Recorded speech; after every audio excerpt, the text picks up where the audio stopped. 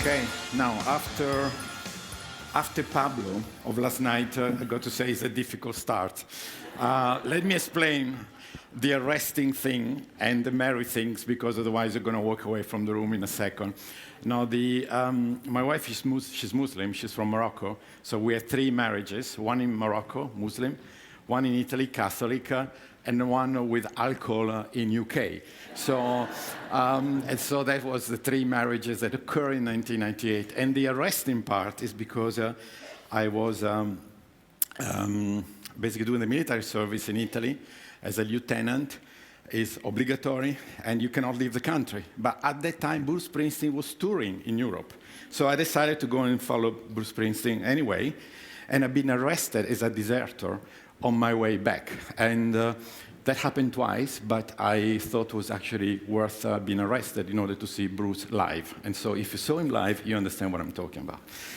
So what I want to do with you today, hopefully not to you, is telling you a story, asking you some questions, and hopefully this story will help you to reflect about your role as an HR professional in your organizations. I have to confess that I've been an HR professional myself. I've been head of human resources for the World Bank, for the European Bank, for the World Economic Forum for about 20 years. So I repent, I've been in human resources quite some time myself. And I wanted to start by asking you to close your eyes and to picture, imagine, visualize the map of the world. Now, please open your eyes. Is this what you've seen? No, unless you had a bit of alcohol last night, probably, okay? So, why you haven't seen this in your mind? Why? Because usually you see from the other side, correct? Well, that's exactly the point, which is we are used to see the world and our profession from a very fixed perspective. By looking from the same perspective, we're going to see the same world. And given the changes that are currently occurring, I think we need to have another perspective to understand the complexity of what's happening in front of us. And in my book, and as head of human resources, I think I reflected in order to being a good professional, you probably need 2 sets of instruments. The first one is the radar, the capacity to have the big picture. My first 12 years at the World Bank kind of contributed to this. And the second one, a moral compass, which fundamentally boils down to a very simple point. The capacity to respond to a very simple question, which is, what do you stand for? What are the things that you stand for? Last night with Ivan, we discussed about being a missionary, somebody that actually believes in the purpose of the organization that you belong to. So what I want to do now is I had the pleasure and the honor to work for the World Economic Forum for many years. And my last boss was Borge Brende from Norway, which probably all of you knows. And last year, the World Economic Forum started with this video, which was a video that helped participants to frame the future. So I want to go show you the video. The video is about 2.5 minutes long. There are no words. And at the end of this video, I will ask you to tell me what you feel about this video. So don't look at this video from only the cognitive part, but please look at it from the emotional part as well. Make sense? Okay, let's go.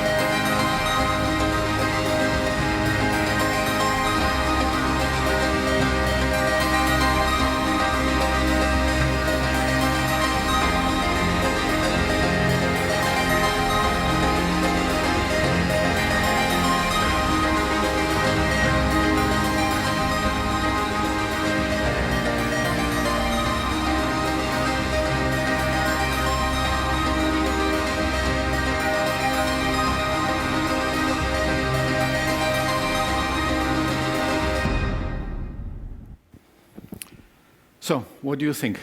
What do you feel after watching this video? What is coming from your heart? Confusion, anxiety, beauty, speed, opportunities, hopes, disgust, disappointment. I've shown this video a few times, and people have different feelings. And to a certain extent, that's the future that we're going to deal with. In this video, there are 173 images, and it's been built by a bunch of psychologists in order to create some element of destabilization in your heart to a certain extent, because that's what the future looks like. So then the question is, what is our role? And in the fourth industrial revolution, perhaps there are a few questions that are relevant. I'm a coach, and I believe questions are more relevant than answers. The first one is, what is different this time? Why should we even worry about the fourth industrial revolution and the consequences of it? What are the risks and the opportunities that we have as an HR profession, as leaders in our organizations? And what does it mean to be a leader in this new context? This is, I believe, a powerful question. So what is different this time, I think, is, I don't need to go too long from this one, is the speed in which these things are happening. The speed is phenomenal. Only a few things that appear to be like a movie a few years ago now are reality. The second one, the digital transformation, is not about computers, it's about working in a different way with different business models. And the third one, which I think is even more relevant, that what is happening is not just changing what we do and how fast we're doing it, it's changing us. If you have kids that are teenagers, you already see it.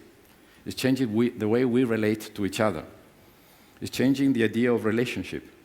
It's changing in a dramatic way. Why this is changing? In my view, because of, let's say, artificial intelligence. There are 4 waves of artificial intelligence, and I'm going to just spend a few seconds on the second 2 waves. The first one is internet. So the way the internet is using us, the information we provide. And the second way is the way we use internet in getting stuff done, booking flights and all the rest. But what is coming next, and you already see, is the next wave of artificial intelligence, the perception, meaning the fact that the border, the edge between what is real life and what is digital life is blurring, and the autonomous artificial intelligence. Let me tell you what I mean. This is actually true because in some countries now it's legal to marry an hologram.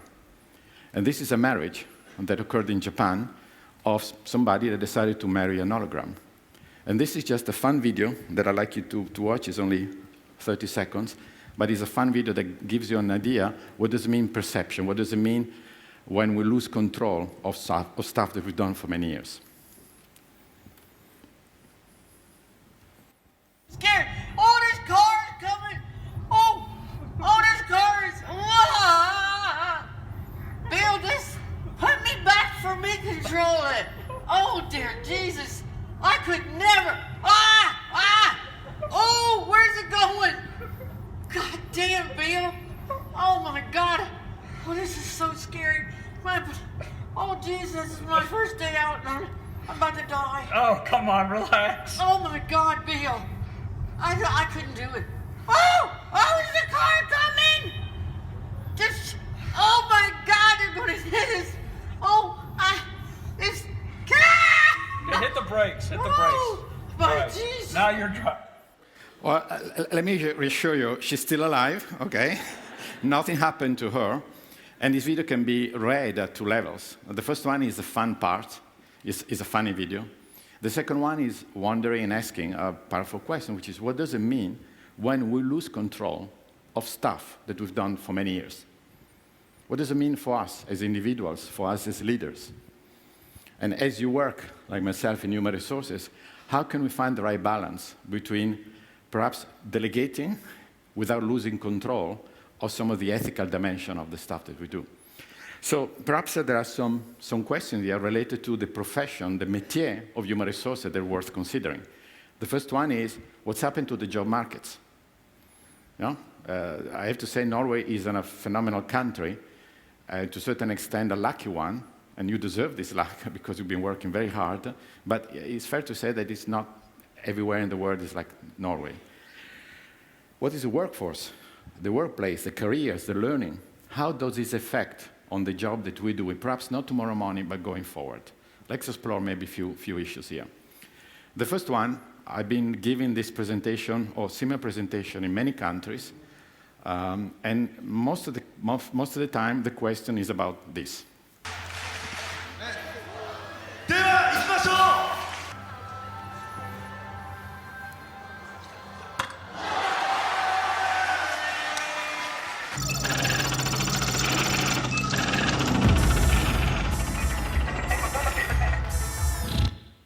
So you have some people, some organizations, extremely positive and optimistic about what's happening right now, thinking that a robot will actually increase and improve the quality of our life.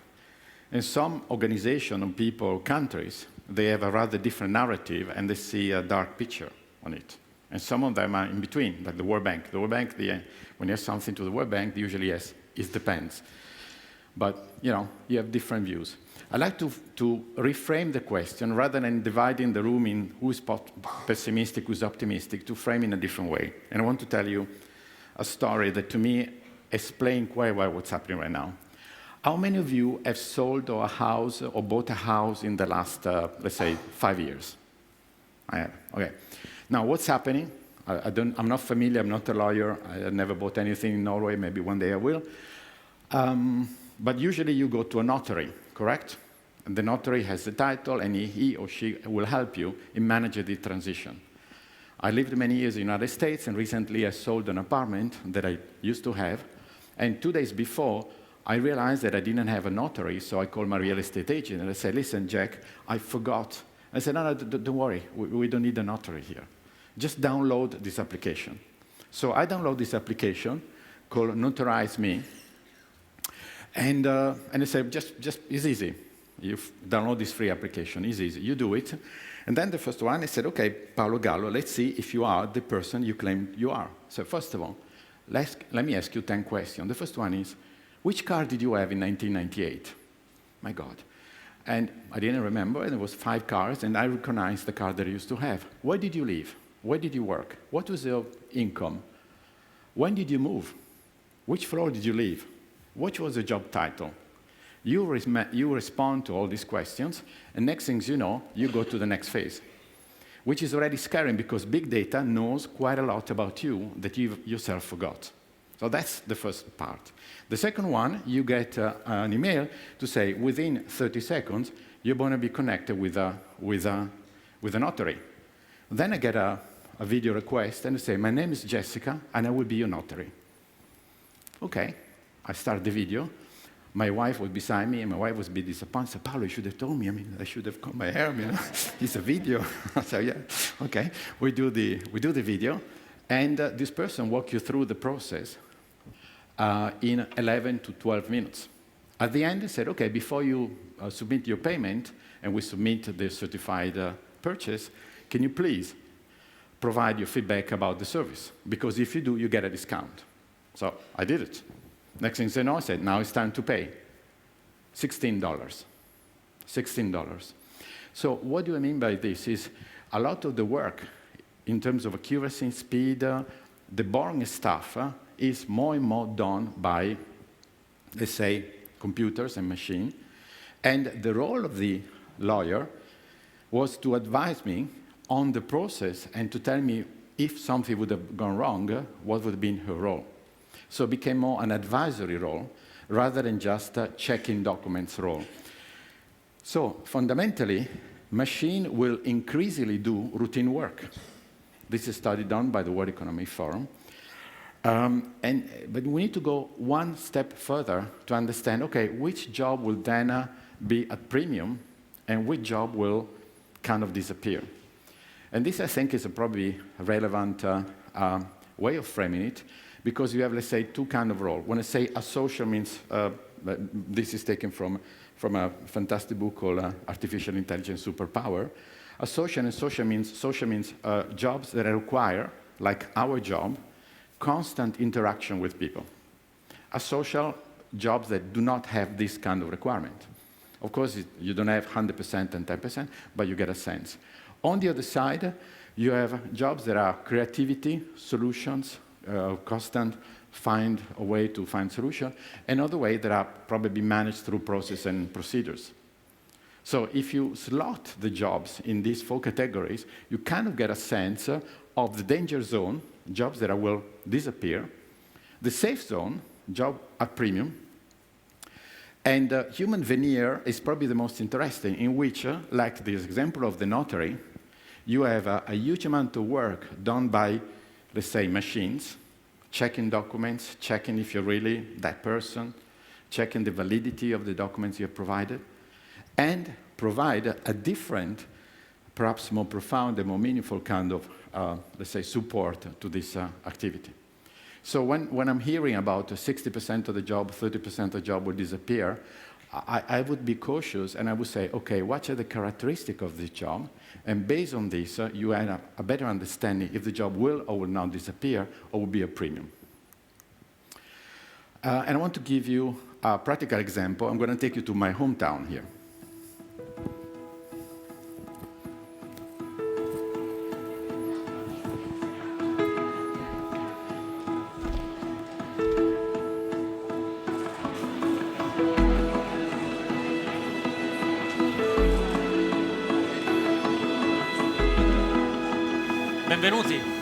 Benvenuti a tutti, grazie di essere qui. Quello che noi cerchiamo sono persone che hanno voglia di fare la differenza.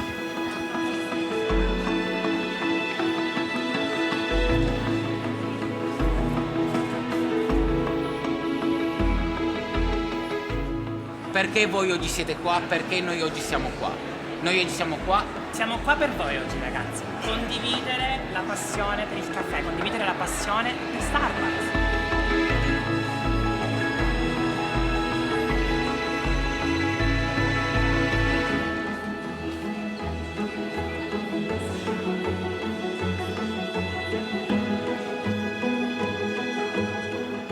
Howard often refers to this, he says it best, in that we're really not a coffee company serving people, but actually a people company serving coffee.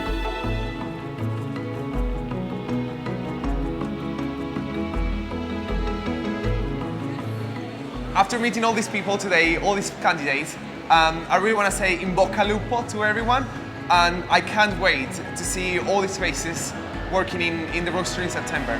Yeah, good luck.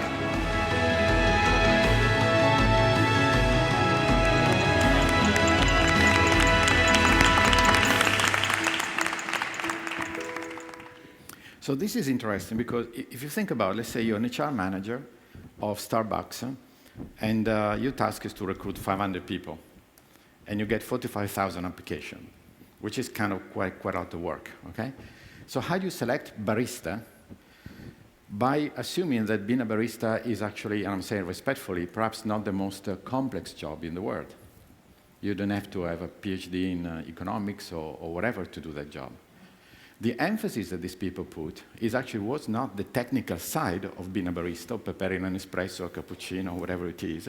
It was actually the relationship with the people, because when you go to this shop, you want to have an experience rather than just having a coffee. And so here, to me, it was a good example, because most of the training that these people got right now in this kind of professions had nothing to do with the technical dimension, has to do with the human dimension, the capacity to relate to people in a meaningful way. And so if you think about then, we can maybe, without drawing a conclusion, already have some element of clarity in the way the job market will be characterized in the future, which is anything that cannot be digitalized or automated will become and is becoming extremely valuable. So what is extremely valuable? Well, creativity, imagination, ethics, empathy, consciousness, values. So fundamentally, if you think, what makes us human? And in my view, working human resources is and will continue to be the most important role in every organization.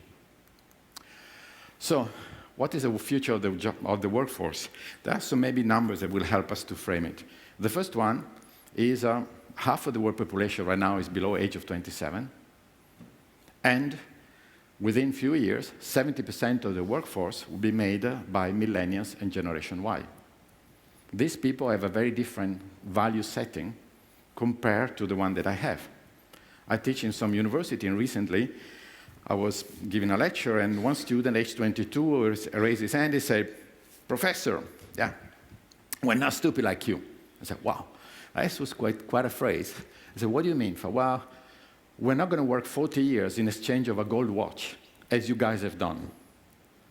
And that phrase almost was a knife in my heart, because I remember my father worked for Olivetti for 40 years, coming one day with a gold watch and a big smile, because for him, there was the best moment of his professional life of recognition. So last generation was the same job, possibly in the same organization. My generation, the same job in different organizations. Next generation is, we don't even know if there is an organization and which job we will be doing. It's completely different. And in fact, by a few years' time, most of the people will be freelance in the United States. And in 3 years' time, will be Europe. This is a very different. So some people may think the gig economy is cool and sexy, but if you talk to some people that work in the gig economy, perhaps they don't feel in the most sexy place in the world, because they don't have maybe the job security that we have benefit in our own professional life.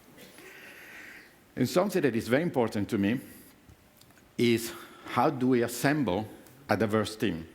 This picture is beautiful. I've shown it in every single presentation in the last few years, because it's a soccer team from Indonesia. They just scored a goal. And you have a player from Catholic, one Muslim, and one Buddhist celebrating the goal. So then the question is, how can we assemble a team where we recognize and respect the individual diversity, and yet we're creating a common culture, a common set of values for this team and these people to perform and work well together? And another topic, which I think is very important, is how do you manage with careers that are going to last 40 to 50 years? This is a picture of a staff member 2 weeks before his promotion. I'm not making it up. There was a picture of Obama in the last speech that he gave to the Senate before he ran the primaries. He won the primaries and became President of the United States. Next picture is a picture taken 1 week before he left the job as United States President. Again, this is not Photoshop. So we have maybe some reflection to say, what is our role to make sure that let's say, the workforce that we work will continue to be healthy, which is much more than being alive. And if you think about, we discussed yesterday over dinner, what creates this stress? And in sports, it's easy to measure the fatigue that you do by doing some sports activity. If you play tennis or swim or you go skiing. But in our profession, how do you measure the cognitive workload that we all go through?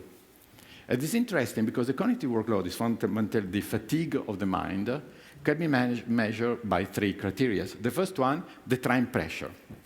Doing things faster. Trying to do things faster. The second one, the switching and the interruption. Switching means from one subject to the other, and the interruptions because of our phone, because calls, meetings, etc., etc. And the third one, the complexity of the task that you are required to solve. Now, think about your organization.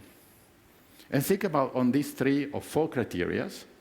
And then if you believe that any of these criteria, or all of them, have increased, you will have to deal with an increased cognitive workload, which means an increased task and more problems. So the solution is not just putting more people, it's actually to dismantle some of the mechanisms that are creating the situation in the first place. And personally, I believe that HR professionals have a big task to play on this specific domain. So what is the future of the job markets then? This is something that was, let's say, sold in the United States as a sign the United States economy is doing extremely well. And it's true that in June, there were about 7 million jobs available.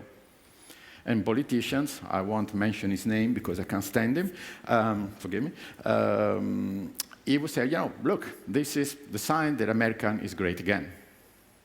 Well, there is another story which is interesting. In the year 2000, there were 1.2 workers per job available. So let's say 6 workers, 5 job vacancies.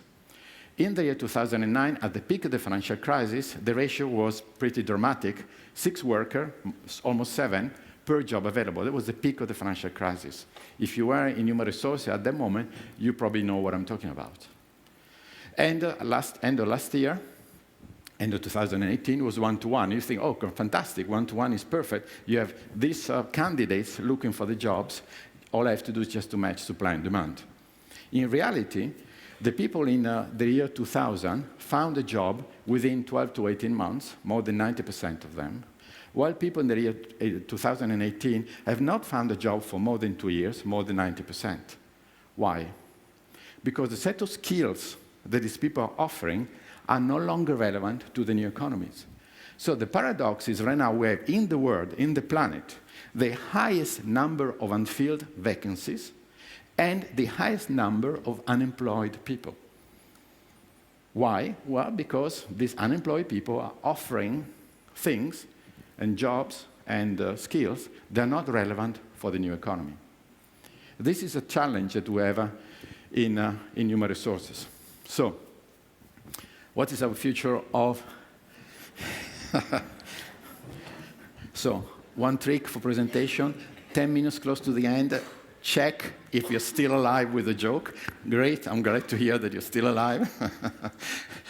Well, it's a little bit more complicated than assembling an IKEA chair, even if, quite frankly, I would not be able to do it even in 6 months' time myself. So, if you think about, we have been used to think that our life has been, to a certain extent, divided in 3 blocks. The first block, we study.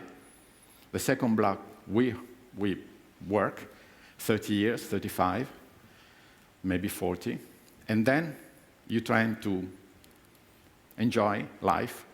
If you're in the United States, you go to Florida. If you go to Italy, you go to Liguria. If you go to Norway, you go to Liguria.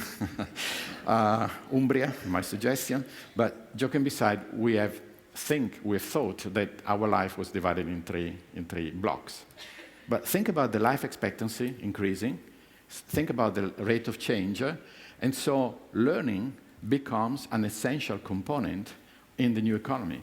And we don't have the life divided in 3 blocks as it used to be. I have a 14-year-old daughter. She wants to study to become a psychologist or an actress or a photographer or veterinarian or teacher or scientist. It depends on the day.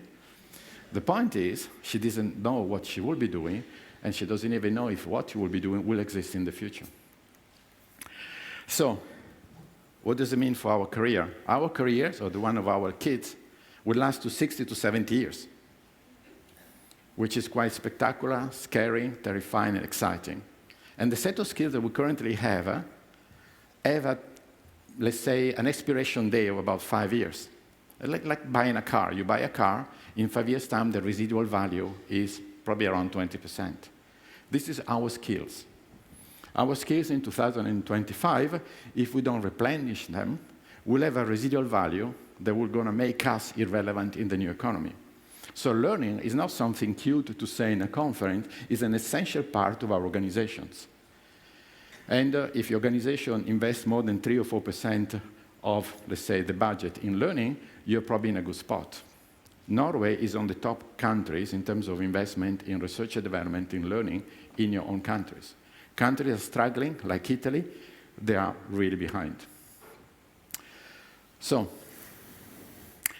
some time ago, the World Economic Forum was 3,000 people, 3,000 head of human resources, and 3,000 CEOs say, what do you want to see in 2020? When you recruit, forget about the métier, the job description, what do you want to see? And end up with complex problem solving, critical thinking, creativity, people management. So when we start putting the information I give you together, you start seeing something that emerge. The jobs the skills required, and when you ask the policymaker what do you need, they end up with this kind of list, which is, to a certain extent, if you think about the essence of the role of human resources, to develop people with these skills. This is crucial. While, and I'm going to maybe focus 5 seconds on one specific element, cooperation. Cooperation, what does it mean? Being polite, a little bit more. This is a slide that I literally taken from the Society of Human Resource Management website. And there is a study there to say, you know what? Problem used to be fundamentally complicated. And a complicated problem requires technical expertise to solve it. You need somebody that knows what he's doing to solve that problem. And in the past, most of the problems were solvable through technical capacity to solve it. Okay? Now, problems are becoming not just complicated, but complex. And complex implies there are different actors in the room. They have a piece of the solution, but not the entire solution. Think about climate change. It's a problem of states, municipalities, industries, university? I don't know. All of them have a piece of it. So what does it mean? That when the problem is becoming from complicated to complex, developing cooperation is crucial. And so one of the most important skills that people have is the capacity to cooperate without authority. And Scandinavia has always been among the best in this specific domain compared to countries that are probably more individualistic in their approach. Which will bring us, for the last 10 minutes, to, well, if all of this is true, which kind of leadership do we then need? I call it leadership 4.0, in order to shape, to understand, and to drive organizations, countries, and communities in the right direction. The way I see, this is my opinion, there are perhaps some elements that needs to be explored. We are moving, the way I see, from not just information age, but to reputation age. Reputation age. And I give you a simple example. I used to work for the World Bank. And the World Bank has done since 1963 a staff survey every year in July, so it's 56 years they do this, in which the first question is, are you proud to work at the World Bank? Same question for 60 years. And for 60 years, 90 to 95% of the people said, very proud, 5, around 7% quite proud, and only 1 or 2% not really. So you have 19 people out of 20 happy to work at the World Bank. A few years ago, you probably remember, the president of the World Bank has given an increase to his partner without observing the rules. He was caught and he was fired. So they asked the very same question and said, are you proud to work at the World Bank? And only 42% of the people said, yes, I am. Nothing changes. We didn't change salaries or anything. The only thing that was changed, the perception of the reputation of the organization. So, and you see it in life, in practically every country, from India, from private sector, it doesn't really matter. I think we are the custodian of the integrity of our organizations, which is much more than just complying to the rules of whatever staff manual that you have in your organization. And what was interesting, incidentally, one of the main concerns that people have is how to use the data, my own data. This is something that actually, this is a study done by the Reputation Institute, in which they went to different people to say, listen, what is the main concern? And so, actually, I don't really know how my company is using my data. Well, this is actually an area that perhaps you may want to give some thoughts. And there are some evidence that demonstrate a correlation between the reputation of a company and the capacity to attract and retain talent in organizations. You know it. You know it very well. So you can put a fantastic web page, you can put a fantastic video, but the perceived reputation is not there, you can't win the game. But if you believe, on the contrary, that the reputation is fantastic, the ethic is great, that there is a transparent way of managing people, well, guess what? There is a strong correlation in your capacity to do your job correctly by retaining and recruiting the best people in the market. So let me ask you a question. I always ask this question. Which word comes to your mind when you think about the best manager you've ever worked with in your professional life? And it could be also, let's say, a professor at university, a teacher. Which word comes to your mind? Can you help me out? Let me come closer to you. Which word? John? Supportive. Passionate. Speak louder, 74 concert of Bruce, you know, I already told you. Supportive and passionate. Sorry? Challenging. What else? Sorry? Respect. Okay, what else? Authentic. Humor. Yeah? What else? Sorry? Trust. Couple more. Tell me. Sorry? Openness. Okay. So when I ask these questions, and I've done it many times, I've done it in Davos with a group of CEOs, I've done it with school kids, I've done it in 50 different countries, and I've done it in the most heartbreaking project I've ever worked in Brazil, when the World Bank got 600 sexual workers, and we trained them to get a job with dignity. And it was an amazing group of people, okay? And I asked this question to all these people in the last 10 years. How many of you have answered a PhD at Harvard University? How many of you thought the capacity to decrease cost by 22%? How many of you have answered the capacity to increase revenues? When we reflect about leadership, when you think about our own leadership experience, we always return back to human qualities. And when I say human qualities, I don't mean technical competencies, which are, of course, necessary but not sufficient, but it's about trust, it's about compassion, it's about energy, it's about vision, it's about openness, it's about integrity. So, to a certain extent, even if this is perhaps a bit too simplistic, but there are three kinds of leaders, okay? The first one, the one that makes things happen, okay? The second one, they watch them happen. And the third one, they wonder what the heck has happened. And so I'm pretty confident of which category you want to belong, you already belong, as you are in this conference. So if you think about then, Leadership 4.0 is a lot to do with preserving the values of the organization and continue to demonstrate the human qualities that you admire from your own perspective. And it doesn't matter the nationality, the age, the level, the gender. I always get that answer all over the globe. So the old model of leadership is about control, is about carrot and stick, is about punishment. And the new model, which I think the Scandinavians are quite advanced, is different. It's about inclusion, it's about integrity, it's about passion, it's about empowerment. And all things that you're familiar with, because I'm sure you develop training courses, policy, and rules that help to foster and to reinforce this specific culture.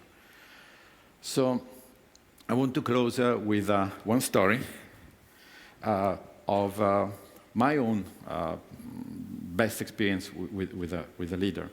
Her name is Ngozi Iweala. She used to be the managing director of the World Bank, and she used to be my boss. An amazing lady from Nigeria, and her story is like a movie because she was literally a little girl from a village in Nigeria. People spot her talent. She got a school, let's say, subsidy from UK. She went to UK, she studied. She had a phenomenal career. She started as junior secretary, and she ended up as managing director, which is the number 2 of the World Bank.